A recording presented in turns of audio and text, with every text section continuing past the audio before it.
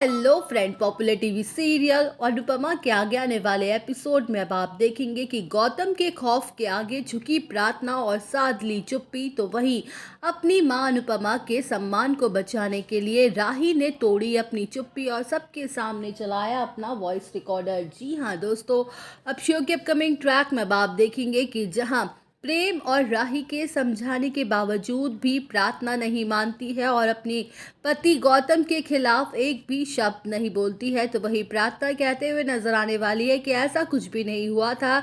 शायद अनुपमा आंटी और अंश को कोई गलतफहमी हुई है, जहां गौतम अनुपमा को मुस्कुराते हुए चिढ़ा रहा होगा और ये सब राही देख लेती है। तो वही पराग कहते हुए नजर आने वाला है कि अब ये शादी एक शर्त पर ही होगी, अगर अनुपमा जी हमारे जमाई साहब के सामने अपने घुटनों के बल आके माफ़ी मांगे तो होगी, वरना नहीं होगी। वेल, अब शो के अपकमिंग ट्रैक में अब आप देखेंगे कि जहां अनुपमा सोचेगी कि उसकी वजह से राही की शादी टूट जाएगी और उसका प्यार नहीं मिल पाएगा।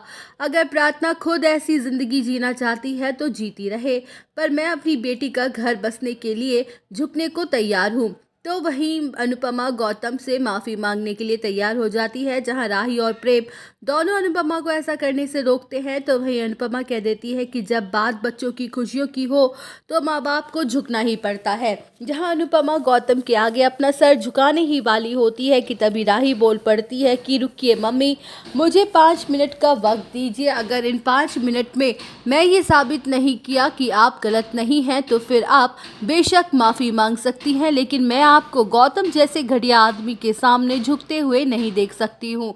वेल, अब शो के अपकमिंग ट्रैक में आप देखेंगे कि जहां राही अपने कमरे में जाएगी और उसे याद आएगा कि वो ससुराल जाने से पहले अपने घर वालों की यादें अपने साथ लेकर जाना चाहती थी, इसलिए उसने उन सब की आवाज़ों को रिकॉर्ड करने के लिए अपना वॉइस रिकॉर्डर ऑन किया हुआ था। तो वही राही खुश हो जाएगी और सोचेगी कि इसमें प्रार्थना और गौतम की बातें भी रिकॉर्ड ज़रूर हुई होगी। जहां राही पराग और सबके सामने वो रिकॉर्डर चला देगी, जिसमें साफ साफ सुनाई दे रहा होगा कि कैसे गौतम प्रार्थना को धमका रहा होगा और कह रहा होगा कि अगर तूने किसी के सामने अपना मुंह खोलने की कोशिश की तो मैं तेरे पापा का बिजनेस मिट्टी में मिला दूंगा और तेरा पूरा परिवार फिर सड़क पर आ जाएगा। तो वही प्रार्थना की रोने की और मार खाते हुए वक्त जोर जोर से चिल्लाते हुए की आवाज़ें को सुनकर पराग का खून खौल उठेगा और वो खुद अपने घुटनों के बल गिर जाएगा, क्योंकि उसे विश्वास नहीं होगा कि उसकी खुद की बेटी ये अत्याचार सह रही है, वो भी उनकी नज़रों के सामने, और उसे पता भी नहीं चला।